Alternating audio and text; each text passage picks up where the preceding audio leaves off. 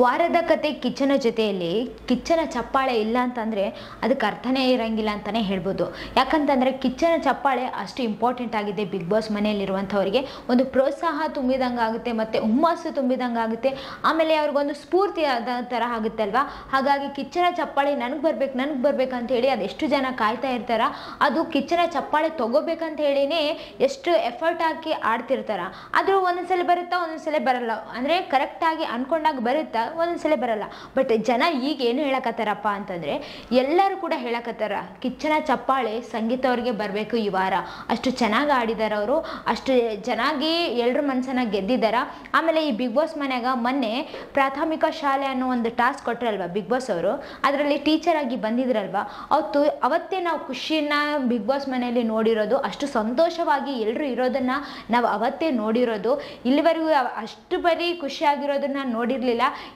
ಇದಕ್ಕೆ ಕಾರಣನೇ ಸಂಗೀತ ಅವರು ಅಂತಲೇ ಹೇಳ್ಬೋದು ಅಂತ ಹೇಳಿ ತುಂಬ ಜನ ಕಮೆಂಟ್ಸ್ ಹಾಕಕತ್ತಾರ. ಆಮೇಲೆ ಈ ಕಿಚ್ಚನ ಚಪ್ಪಾಳೆ ಸಂಗೀತ ಅವ್ರಿಗೆ ಬರ್ಬೇಕಂತ ಹೇಳಿ ನನಗೂ ಕೂಡ ಅನ್ಸಕತ್ತದ.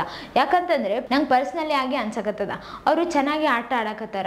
ಏನೇ ಇದ್ರೂ ಕೂಡ ನಿಮ್ಗೆಲ್ರಿಗೂ ಗೊತ್ತೇ ಅದ, ಅವರು ಮನ್ಸಾಗಿ ಇಟ್ಕೊಳೋದೊಂದು ಹೊರಗೊಂದು ಹೇಳೋದು ಹಂಗೆ ಮಾಡಂಗಿಲ್ಲ. ಏನೇ ಇದ್ರೂ ಕೂಡ ಫೇಸ್ ಟು ಫೇಸ್ ಮಾತಾಡ್ತಾರಲ್ವ, ಅದಕ್ಕೆ ಎಲ್ರಿಗೂ ಇಷ್ಟ ಆಗಿದ್ದಾರೆ ಅವ್ರು ಅಂತಲೇ ಹೇಳ್ಬೋದು.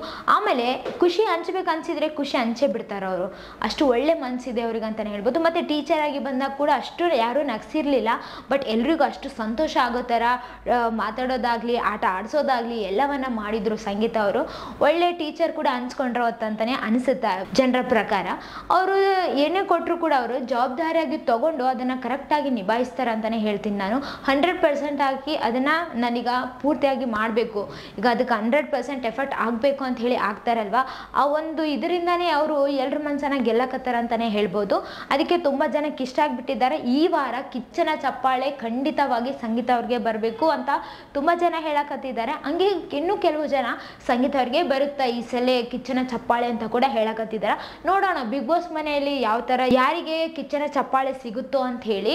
ಮತ್ತು ನಿಮ್ಗೆ ಏನು ಅನ್ಸಕತ್ತದ, ಯಾರಿಗೆ ಕಿಚ್ಚನ ಚಪ್ಪಾಳೆ ಸಿಗ್ಬೇಕಂತ ಹೇಳಿ ಅನ್ಸಕತ್ತದ, ಮತ್ತು ಸಂಗೀತ ಅವ್ರಿಗೆ ಸಿಕ್ಕರೆ ನಿಮ್ಗೆ ಎಷ್ಟು ಖುಷಿ ಆಗುತ್ತೆ ಅಂತ ಹೇಳಿ ಕಮೆಂಟ್ನಾಗ ತಿಳಿಸ್ರಿ. ಇದೇ ಥರ ಮತ್ತಷ್ಟು ವೀಡಿಯೋಸ್ಗಾಗಿ ನಮ್ಮ ಚಾನೆಲನ್ನು ಲೈಕ್ ಮಾಡಿ, ಶೇರ್ ಮಾಡಿ, ಸಬ್ಸ್ಕ್ರೈಬ್ ಆಗಿ. Thank you.